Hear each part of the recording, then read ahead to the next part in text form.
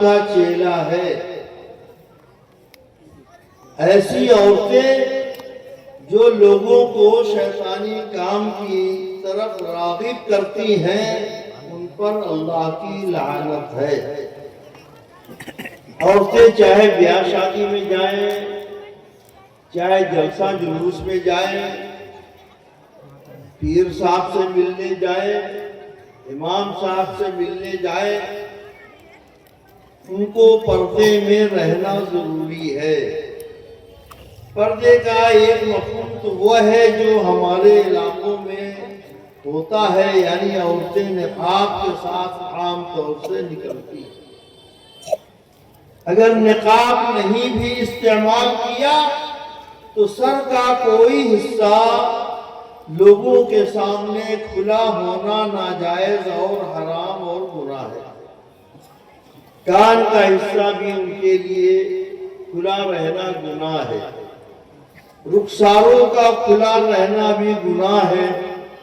صرف آگے کی چہرے کی ٹکولی جس کو کہتے ہیں فیس، وہ اگر کھلا ہے، نظریں جھکی ہیں تو کوئی حرج نہیں ہے۔ ہاتھ بھی کلائیوں تک چھپا رہنا ضروری ہے۔ عام طور سے عورتوں کی آستین یہاں تک ہوتی ہے، یہاں تک ہوتی ہے، بالکل حرام ہے، جبکہ تمام مرد لڑکے یہاں تک کی آستین پہنتے ہیں اور عورتیں اوپر تک کی آستین استعمال کرتی ہیں۔ یہ ناجائز اور حرام ہے۔ بغیر دوپٹے اور بغیر اوڑھنی جس کو کہتے ہیں لڑکیاں نکلتی ہیں، یہ بھی ناجائز اور حرام ہے۔ اس پر کنٹرول کرنا مردوں کی بھی ذمہ داری ہے۔ حدیث شریف میں آیا کہ کلکم راع وکلکم مسئول عن رعیتہ، تم میں ہر ایک ذمہ دار ہے اور ہر ذمہ دار کو اپنی ذمہ داری نبھانی چاہیے۔ نہیں نبھائے گا تو قیامت کے دن اس سے سوال ہوگا، پوچھ ہوگی، اس کی گرفت اور پکڑ ہوگی۔ لہذا مردوں کو چاہیے کہ اپنی عورتوں کو پردے میں رکھیں اور کہیں جائیں تو پردے کے ساتھ جانے کے لیے سختی کے ساتھ ان کو حکم دیں۔ اللہ کے رسول سرکار دو عالم نور مجسم سید عالم صلی اللہ تعالی علیہ وآلہ وسلم کی ایک حدیث پاک ہے، یہ بھی بخاری شریف میں ہے، کاسیاتن عاریاتن فی الآخرہ، بہت سی عورتیں ہیں جو کپڑا پہنے ہوئے ہیں لیکن قیامت میں وہ ننگی ہوں گی۔ تو کون عورتیں؟ وہی کہ جن کا کپڑا باریک ہوگا، جن کا دوپٹہ باریک ہوگا، ان کو قیامت کے دن برہنہ رکھا جائے گا۔ اللہ ہی جانے کہ ان کا کیا حشر ہوگا۔ لیکن یہ عورتیں، یہ ہماری جوان گھومنے پھرنے والی لڑکیاں اس کا احساس نہیں کرتی۔ ایسا لگتا ہے کہ حیا ختم ہو گئی ہے۔ اسی لیے آقا مولا پیارے مصطفیٰ صلی اللہ تعالی علیہ وآلہ وسلم نے ارشاد فرمایا، الحیاء شعبۃ من الایمان، حیا ایمان کا ایک حصہ ہے، ایک شعبہ ہے حیا ایمان کا۔ اس کا مطلب یہ ہے کہ جب حیا نہیں ہوگی تو ایمان نہیں ہوگا، یا ایمان کمزور ہوگا یا بہت کمزور ہوگا۔ ایمان والی عورتوں کو بے پردگی کا مظاہرہ ہرگز ہرگز ہرگز نہیں کرنا چاہیے۔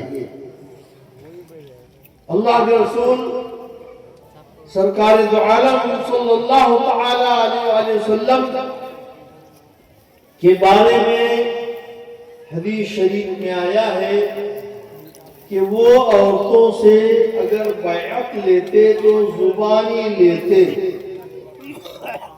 بعد میں بزرگوں نے یہ طریقہ نکالا ہے ان کی تسکین کے لیے کہ کپڑے پھیلا دیے جائیں اور اس کا ایک سرا بیعت ہونے والی خواتین کے ہاتھ میں ہو اور ایک سرا پیر صاحب کے ہاتھ میں ہو۔ اس کے علاوہ ہاتھ میں ہاتھ دے کر کے ہرگز بیعت کرنا جائز نہیں ہے۔ حضرت عائشہ صدیقہ رضی اللہ تعالی عنہا جو ام المومنین ہے، سرکار کی زوجہ محترمہ ہے، وہ فرماتی ہے کہ حضور کا ہاتھ بیعت کرنے کے وقت کبھی کسی عورت کے ہاتھ میں نہیں رہا۔ جب حضور نے عورتوں سے پردہ کیا، حضور کے زمانے میں عورتیں سرکار صلی اللہ تعالی علیہ وسلم سے پردہ کیا کرتی تھی، تو اس زمانے میں بھی عورتوں کو پردہ کرنا چاہیے، چاہے کتنے بڑے پیر صاحب ہوں، امام صاحب ہوں، تعویذ لکھنے والے ہوں، یا اور بھی کوئی ہو، ڈاکٹر کے وہاں جائے تو وہاں بھی پردہ ہونا چاہیے، سوائے یہ کہ ڈاکٹری کے لیے، علاج کے لیے جہاں کہیں انہیں دیکھنا ہو، چھونا ہو، اس کی شرعاً اجازت ہے مجبوری کی وجہ سے، لیکن عورتیں ڈاکٹروں کے پاس بھی بن سنور کر بے پردگی کے ساتھ جاتی ہیں، یہ بھی ناجائز ہے اور حرام ہے۔ ایک مرتبہ ایک عورت حضرت عائشہ صدیقہ کی بارگاہ میں آئی، اس کے سر پر جو دوپٹہ تھا وہ باریک تھا، انہوں نے اس کا دوپٹہ لے لیا اور دوسری موٹی چادر اسے دے دی اور اسے پھاڑ کر کے دوسرے کام میں استعمال فرمایا۔ آپ اس سے اندازہ لگاؤ کہ آج کی عورتیں اگر امہات المومنین سے محبت کرتی ہیں، خدیجہ الکبریٰ رضی اللہ عنہا سے محبت کرتی ہیں، فاطمہ زہرا رضی اللہ تعالی عنہا سے محبت کرتی ہیں، حضرت عائشہ صدیقہ ام المومنین رضی اللہ تعالی عنہا سے محبت کرتی ہیں، تو ان کے نقش قدم پر چلنے میں ہی انہیں کامیابی ملے گی۔ اللہم صلی علی سیدنا و مولانا محمد المعدن الجود والکرم منبع العلم والحلم والحکم وعلى آلہ واصحابہ وبارک وسلم صلاۃ و سلاما علیک یا رسول اللہ دائما ابدا سرمدا۔ یہ تو عورتوں سے متعلق میں نے جو کچھ دیکھا ہمارے اوپر فرض ہو گیا کہ اس کا بیان کر دیا جائے، تاکہ ہماری مائیں بہنیں، ہماری بہو بیٹیاں پردے کے ساتھ رہیں، پردے کا اہتمام کریں، اور اگر مرد لوگ اس میں کوشش نہیں کریں گے تو یہ بھی گنہگار ہوں گے۔ قرآن پاک میں آیا یا ایھا الذین آمنوا قوا انفسکم واہلیکم نارا، اے ایمان والو اپنے کو بھی جہنم کی آگ سے بچاؤ، خود کو بھی بچاؤ اور اپنے اہل و عیال کو بھی بچاؤ۔ لہذا گھر کے جو گارجین ہیں، جو ذمہ دار ہیں، ان کو چاہیے کہ وہ اپنی ذمہ داری نبھائیں، اور عورتوں کو چاہیے کہ اپنے مردوں کی اتباع اور اطاعت کریں دین کے معاملے میں، دین کے سلسلے میں۔ علم دین کا ماشاءاللہ میں دیکھتا ہوں یہاں بہت چرچا ہے، بہت چرچا ہے، بہت سے دینی مدارس ہیں، جگہ جگہ دینی مدارس ہیں، بڑے بڑے دارالعلوم ہیں، بڑے بڑے جامعات ہیں، بہت سے مدرسوں میں بخاری شریف کا ختم ہوتا ہے۔ ہمیں چاہیے کہ مدارس کا تعاون کریں، اور مدارس کے ذمہ داروں کو، اساتذہ کو، علماء کو چاہیے کہ اچھی تعلیم کا انتظام کریں، اچھی تعلیم کا انتظام کریں۔ میں نے کوئی یہاں ایگزام تو نہیں لیا، امتحان تو نہیں لیا ہے، صرف حدیث کا کچھ ٹکڑا ہم نے طلباء سے سنا، پورا اندازہ اس سے نہیں لگتا، لیکن اتنا اندازہ ضرور لگا کہ طلباء کچھ پڑھتے ہیں، ایک دم نابلد نہیں ہے۔ ایک مرتبہ دور حدیث کے امتحان کے لیے لوگوں نے مجھے بلا دیا، ایگزام کے لیے، بخاری شریف کے 13 لڑکے تھے، مجھے یاد ہے، یہاں بھی شاید شریف ہو کے 11 ہے، وہاں 2 اور زیادہ، صرف ایک لڑکا تھا جس نے کچھ پڑھا، باقی طلباء کا حال یہ تھا کہ میں نے کہا ایک حدیث شریف پڑھو، یہ پڑھو، یہ حدیث پڑھو، کوئی نہیں پڑھ سکتا۔ پھر اختیار دیا کہ کوئی بھی حدیث کہیں سے بھی پڑھو، اس پر بھی نہیں پڑھ سکتا۔ سمجھا؟ یعنی اتنی کمزور تعلیم بھی بعض جگہوں پر ہوتی ہے۔ ہمیں امید ہے کہ یہاں اتنی کمزور تعلیم تو نہیں ہوگی۔ اللہ تبارک و تعالیٰ طلباء کو اچھا عالم بنائے، اساتذہ کو اچھا علم دینے کی کوشش کرے، اور اساتذہ کو اس کی کوشش کرنی چاہیے کہ بنیادی تعلیم صرف اور نحو کی بہت پختہ ہونی چاہیے، بہت پختہ ہونی چاہیے۔ صرف نحو میں اگر کمزور رہے گا طالب علم تو وہ حدیث، فقہ، منطق کوئی بھی کتاب پڑھ نہیں سکے گا۔ ہاں، مدرس، پڑھانے والا، ٹیچر جو کچھ بولے گا وہ کان سے سن لے گا، بس، اور کچھ نہیں کر سکتا، کچھ نہیں آئے گا، پڑھ نہیں سکتا۔ لہذا اساتذہ بھی اس پر توجہ دیں، اور جو طلباء ہیں وہ بھی محنت سے پڑھیں۔ سبز میں پختگی بہت ضروری ہے، یہ 3 سال ہوتا ہے، اولا، ثانیہ، ثالثہ، پہلا درجہ، دوسرا درجہ، تیسرا درجہ۔ ان 3 درجوں میں اگر محنت نہیں کی گئی، طلباء نے محنت نہیں کی، اساتذہ نے محنت نہیں کی، تو یہ طلباء آگے چل کر کسی کام کے نہیں ہوں گے۔ تو میری یہ اصلاحی کوشش ہے، ہر جگہ میں مدارس میں جہاں بھی جاتا ہوں یہی کوشش کرتا ہوں کہ طلباء کو بھی یہی نصیحت کروں، اور اساتذہ کو بھی کہ پختگی پیدا کیجیے۔ پختگی اگر صرف نحو میں پختگی پیدا ہو گئی تو پھر طالب علم کو کوئی ڈاؤن نہیں کر سکتا، وہ ہر کتاب پڑھ لے گا، منطق کی کتاب ہو، چاہے فلسفہ کی کتاب ہو، چاہے فقہ کی کتاب ہو، چاہے تفسیر کی کتاب ہو۔ اب اس کے بعد یہ دیکھا جائے گا کہ استاد کیا سمجھاتا ہے، کیسا ترجمہ کراتا ہے، کیا تفسیر اور کیا تعویل بیان کرتا ہے۔ تو اگر طالب علم کے اندر ابتدائی استعداد نہیں ہوگی، صلاحیت نہیں ہوگی، تو اس کو کچھ بھی حاصل نہیں ہوگا۔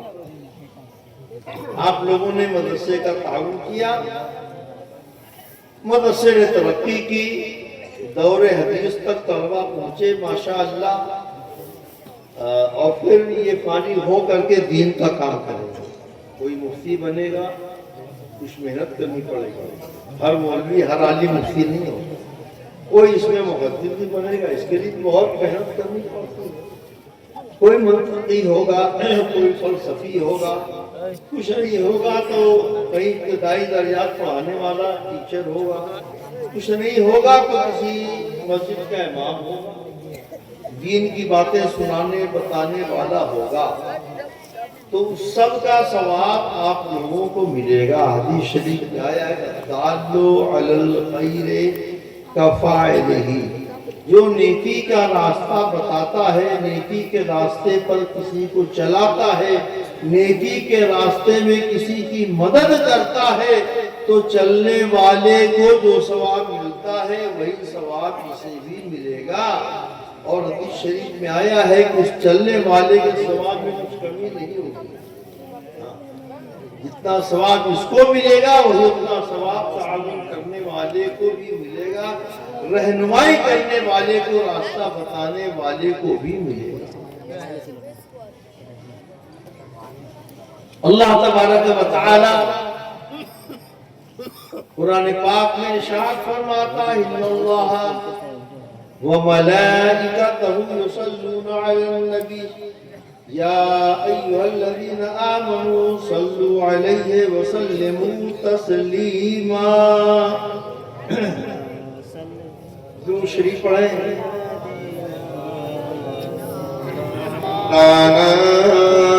محمد وعلى آل سيدنا مولانا محمد. میں نے آج ایک مسجد کا نام کیا ہے علی نگر جامع مسجد میں جمعہ کی نماز پڑھی. امام صاحب کی فرمائش ہوئی, گزارش ہوئی تو میں نے خطبہ بھی پڑھا, نماز بھی پڑھا دی. بیان تقریر کے لیے کہا تو بھی میں نے کر دیا, لیکن میں نے وہاں اس قدر شور سنا کہ پوری زندگی میں کسی مسجد میں اتنا شور میں نے نہیں سنا. لوگوں نے یہ کہا کہ یہ ہر جمعے میں ہوتا ہے. اللہ اکبر. بتائیے یہ کوئی خوبی کی بات ہے؟ حدیث شریف کا آیا سنو, مسجد میں دنیا کی باتیں نیکیوں کو کھا جاتی ہیں. آپ نیکی کریں گے, مسجد میں دنیا کی بات کریں گے, شور شرابہ کریں گے تو آپ کی نیکی کا ثواب ختم ہو جائے گا. اور یہ ایسا ہی ہو جائے گا جیسے کہ آگ میں لکڑی ڈال دو تو لکڑی کوئلہ ہو جائے گی, کوئلے کے بعد راکھ ہو جائے گی. لہذا آپ لوگ کوشش کیجئے کہ کسی بھی مسجد میں شور شرابہ اور باتیں نہ ہو. مسجد کے بالکل متصل جو حصہ تھا وہاں دیکھا چند کرسیاں لگائے, لوگ بیٹھے باتیں کر رہے ہیں. اندر کوئی نماز پڑھ رہا ہے, کوئی تلاوت کر رہا ہے, کوئی وظیفہ کر رہا ہے, کوئی کچھ بھی نہ کرے تو بلا وجہ شور شرابہ اگر مسجد کے اندر جاتا ہے جس سے فرشتوں کو تکلیف ہوتی ہے. لہذا مسجد سے متصل, مسجد کے قریب, مسجد کے صحن میں بھی شور شرابہ نہیں ہونا چاہیے, اور اندر ہے تو وہ تو اور بھی بڑا گناہ ہے. لوگوں نے بتایا کہ جب شیرینی بڑھ رہی ہے تو شیرینی مسجد میں بھیجنا, شیرینی تقسیم کرنا یا تبرک کوئی بھیجنا, کھانے کی کوئی چیز بھیجنا, یہ تو نیکی ہے, نہ فرض ہے نہ واجب ہے, ایک نیکی ہے. لیکن جب مسجد میں جا کے شور ہوگا تو آپ کو کچھ بھی اس کا ثواب نہیں ملے گا. آپ کا اگرچہ پیسہ چلا گیا, جان کر کے آپ بھیجیں گے کہ ایسا ہوتا ہے, مسجد کی بے حرمتی ہوتی ہے تو آپ کو رہے گا. اور جو لوگ مسجد کی بے حرمتی کریں گے, مسجد میں شور شرابہ کریں گے, وہ الگ رہے گا. لہذا اگر آپ کنٹرول کر سکتے ہیں, مسجد کے ذمہ دار لوگ تو کنٹرول کریں, ورنہ مسجدوں میں شیرینی بھیجنا بند کر دیں. اس سے بڑا ثواب یہ ملے گا کہ جتنا پیسہ شیرینی میں لگ رہا ہے اتنا امام صاحب کی نظر کر, ہر جمعے میں مؤذن صاحب کی نظر کر دے, کوئی جھاڑو دیتا ہو تو اس کی نظر کر دے. مسجد میں تو لوگوں نے بتایا یہاں کوئی ضرورت نہیں ہے پیسے, اتنا پیسہ ہوتا ہے کہ مسجد کے ذمہ دار سوچتے کہ ہم لگائے کہاں, خرچ کہاں ہے نا. اور بیچارے امام و مؤذن تو ہر جگہ غریب ہوتے ہیں, جو سب سے گیا گزرا ہوتا ہے اسے مؤذن بناتے ہیں.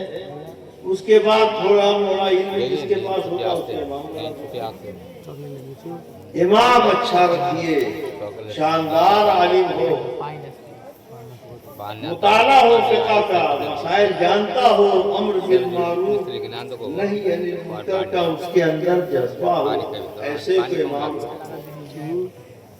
اور پھر اس کو اچھی تنخواہ دیجیے تاکہ وہ خوشحال رہے, اس کی رہائش کا اچھا انتظام کیجیے. یہ میں نہیں کہتا کہ یہاں انتظام ہے کہ نہیں ہے, جنگل بات کہہ رہا ہوں کہ امام کی رہائش کا اچھا انتظام کیجیے. اگر اس کا گھر دور ہے وہ فیملی کوارٹر چاہتا ہے تو اس کا بھی انتظام کیجیے۔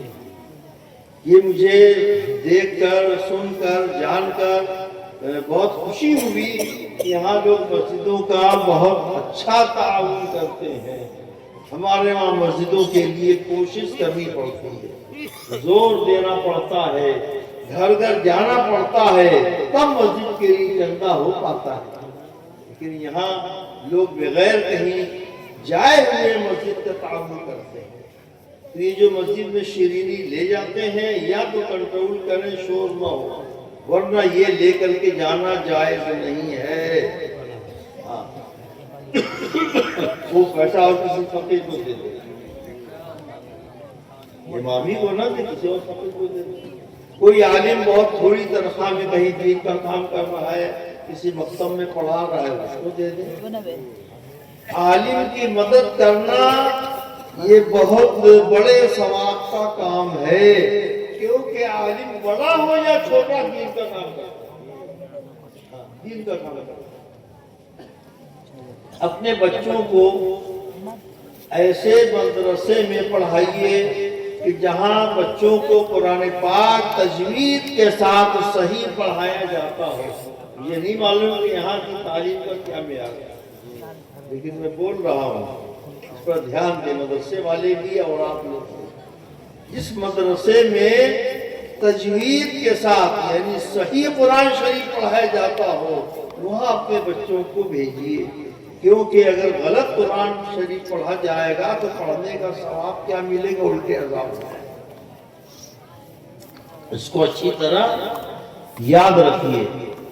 اس کے علاوہ ایک مسجد میں میں نے عشاء کی نماز پڑھی، جمعہ میں بھی میں نے دیکھا کہ ڈھیر سارے گمچھے ہی کہتے ہیں، کیا کہتے ہیں، گمچھا یا رومال لگے ہوئے ہیں، سب نہایت گندا، نہایت گندا، نہایت گندا۔ آپ اسے ناک سے لگا نہیں سکتے، کیسے وضو کرنے کے بعد سب پوچھتے ہیں۔ یقین مانیے آپ کا وضو مکروہ ہو جاتا ہے، وضو مکروہ ہو جاتا ہے۔ حدیث شریف میں آیا ہے کہ بدبو سے رحمت کے فرشتے بھاگ جاتے ہیں۔ تو مسجدوں میں گندا کپڑا آپ رکھیں گے، گندے کپڑے میں، بدبودار کپڑے میں منہ پوچھ کر کے آپ مسجد کے اندر نماز پڑھنے جائیں گے تو گویا کہ آپ فرشتوں کو بھگا رہے ہیں مسجد سے۔ کہاں آپ کی مسجد قبول میں داخلہ قبول ہوگا، کہاں آپ کی نماز قبول ہوگا؟ یا تو مت رکھیے، ایک دم بند کیجیے اس چیز کو، یا اگر رکھتے ہیں تو اس کو ہر ہفتہ یا ہر 3 دن کے بعد صابن سے صاف۔ آپ کے مسجد پیسے بہت ہیں، کسی غریب کو لگا دیجیے کہ ہر ہفتے آ کر کے ٹھیک سے صابن سے صاف کر۔ حتیٰ کہ امام صاحب کے کمرے میں بھی دیکھا میں 3-4 گمچھے ٹنگے ہوئے تھے، نہایت گندے وہ بھی، جبکہ امام ہو چاہے مؤذن ہو چاہے طالب علم ہو، سب کا کپڑا جھلا جھل شاندار تڑک بھڑک والا کپڑا ہے، لیکن وضو جانتے ہیں معمولی چیز ہے۔ حدیث شریف میں آیا ہے کہ جب کوئی بندہ وضو کرتا ہے، ہاتھ دھلتا ہے تو ہاتھ سے اس کے گناہ جھڑ جاتے ہیں، منہ دھلتا ہے تو منہ سے اس کے گناہ جھڑ جاتے ہیں، پاؤں دھلتا ہے تو اس کے پاؤں کے جو گناہ ہوتے ہیں وہ جھڑ جاتے ہیں، دور ہو جاتے ہیں، حتیٰ کہ وہ وضو کرتے ہی گناہوں سے پاک ہو جاتا ہے۔ لہذا ہمیں وضو کی قدر کرنی چاہیے۔ ہر آدمی اپنا گمچھا، اپنا رومال رکھے اور اس میں پوچھے، خود ہی وہ ذرا سا بھی گندا ہوگا وہ دھلے گا، دھلے، اپنی بہو بیٹیوں سے دھلوائے، لیکن اس کو گندا نہیں ہونے دے گا۔ مسجد میں رہتا ہے جیسے کوئی یتیم بچہ کوئی پوچھنے والا نہ ہو، اور یتیموں کو بھی بہت لوگ پوچھتے ہیں، لیکن اس گمچے کو کوئی پوچھنے والا نہیں، چاہے کتنا ہی کالا کلوٹا ہو جائے، کتنا ہی گندا ہو جائے، کتنی بدبو۔ یہ بھی مسجد کی توہین ہے، یا پھر اس کا نکالا کر دیجئے، یعنی مسجد میں مت رکھیے، یا رکھنا ہے تو اس کی صفائی کا انتظام کیجئے، یہ بہت ضروری ہے، بہت ضروری ہے۔ اللہ تبارک و تعالیٰ آپ لوگوں کو اس کی توفیق عطا فرمائے۔ علماء دین کی آپ حضرات بہت قدر کرتے ہیں، پیروں کی بھی بہت قدر کرتے ہیں، کرنا چاہیے۔ حدیث شریف میں آیا کہ علماء ورثۃ الانبیاء، علماء انبیاء کے وارث ہیں۔ اللہ کتنا بڑا مرتبہ ہے۔ ارے نہیں سمجھ رہے ہو تب بھی بیٹھو، خاموشی کے ساتھ ثواب ملے گا۔ نہیں سمجھتے ہیں میری زبان، بیٹھے رہیے تب بھی ثواب ملے گا۔ ایک حدیث شریف آیا کہ کچھ لوگ اللہ کا ذکر کر رہے ہیں، کچھ لوگ ادھر سے گزر گئے صرف، تو حدیث شریف میں آیا ہے ہم القوم لا یشقی بہم جلیسہم، یہ وہ قوم ہے اللہ کی یاد، اللہ کا ذکر کرنے والی، کہ جو ان کے پاس بیٹھ بھی گیا، گزر بھی گیا، تو وہ بھی محروم نہیں رہے گا ثواب سے۔ یہ رسول کے ذکر کی محفل ہے، معمولی محفل مت۔ قرآن میں آیا وَرَفَعْنَا لَكَ ذِكْرَكَ، اے حبیب ہم نے آپ کے لیے آپ کے ذکر کو بلندی عطا کی۔ مسجدوں کو آپ لوگ بہت سجاتے ہیں، لیکن مدرسوں کو نہیں سجاتے۔ ٹھیک ہے اتنا نہ سجائیے، لیکن اتنا تو ہے کہ کچھ تھوڑے سے پتھر ٹالیاں مدرسوں بھی لگ جائیں، طلبہ کے روم میں بھی لگ جائیں، ان کے کھانے کا اچھا انتظام ہو جائے، لیٹرین باتھ روم یہاں بھی بہت اچھا ہو جائے، لیکن بالعموم زیادہ تر عام طور پر میں دیکھتا ہوں کہ مدرسوں میں گندگی رہتی ہے، صفائی نہیں رہتی۔ انتظامیہ والوں کی بھی توجہ کی ضرورت ہے اور آپ لوگوں کی بھی توجہ کی ضرورت ہے۔ آپ لوگ اتنا تعاون کریں جو مدرسے کو بہت زیادہ صاف ستھرا رکھے، اس پر دھیان دیجیے۔ صفائی یہ کیا ہے؟ اللہ کو محبوب ہے، صفائی اللہ کو محبوب ہے۔ حدیث شریف میں آیا ان اللہ نظیف ویحب النظافہ، اللہ صفائی ستھرائی کو پسند کرتا ہے۔ اللہ پاکی آدھا ایمان میں الگ ہے۔ کچھ لوگ یہاں غلطی کرتے، کہتے صفائی آدھا ایمان، صفائی آدھا ایمان، اس کی کوئی حدیث نہیں۔ صفائی اللہ کو پسند ہے، ہاں یہ حدیث شریف کے الفاظ ہیں۔ اب الطہور شطر الایمان، پاکی آدھا ایمان، دونوں میں فرق ہے۔ اور وضو کرنے کے لیے حدیث شریف میں آیا ہے، فضیلت بیان کرنے والا تھا کہ جو باوضو رہتا ہے اللہ کی رحمت کے فرشتے اس کی حفاظت کرتے ہیں۔ وضو کر کے جو سوتا ہے اللہ کی رحمت کے فرشتے اس کی حفاظت میں لگ جاتے ہیں۔ لہذا ہمیں کوشش کرنا چاہیے کہ نمازی کے لیے نہیں، سونے کے لیے وضو کریں۔ اور ایک حدیث شریف میں آیا الوضوء حصن المؤمن، وضو جانتے ہیں کیا؟ یہ مومن کا قلعہ ہے، قلعہ، مضبوط جگہ جو بادشاہ لوگوں کے لیے بنا کرتی ہے، اس کو کہتے ہیں قلعہ۔ تو آدمی جب وضو کر لے گا تو شیاطین سے بچے گا، شر سے بچے گا، ظلم سے بچے گا، گناہ سے بچے گا، اور فرشتے اللہ کی اس کی مدد کریں گے۔ بہت سے ایسے بزرگان دین گزرے ہیں، کوئی استنجا کر کے نکلے، ہم لوگ اس پر تو عمل نہیں کر پاتے ہیں، لیکن بیان کرتا ہوں سبق حاصل کرنے کے لیے، کہ وہ جب استنجے خانے سے یا لیٹرین باتھ روم سے نکلتے تھے اور اندر وضو کی کوئی جگہ نہیں رہتی تھی، آج کل تو اندر بھی جگہ رہتی ہے، تو وہ باہر نکلتے ہی تیمم کر لیتے، تاکہ وضو خانہ جاتے جاتے جو وقت گزر رہا ہے اس وقت میں بھی وہ بے وضو نہ رہے، اور وضو نہیں کر سکتے چلتے چلتے تو تیمم کر لیتے، تاکہ فرشتوں کی جو مدد ان کو حاصل ہونے والی ہے وہ ان کو حاصل ہو جائے۔ وضو کی اتنی اہمیت ہے، اور میں تو کہتا ہوں کہ کچھ لوگ کہتے ہیں کہ میں رات کو بہت ڈرتا ہوں، رات کو بہت ڈر لگتا ہے۔ اب بولن تو نماز کی پابندی کریں، نماز کا وضو تو ان کو کرنا ہی ہے، سونے سے پہلے وضو کریں، چاروں کل پڑھ کر کے اور وضو کر کے سوئیں گے تو انشاءاللہ رات ڈرنے کی ان کو کوئی گنجائش نہیں ہوگی۔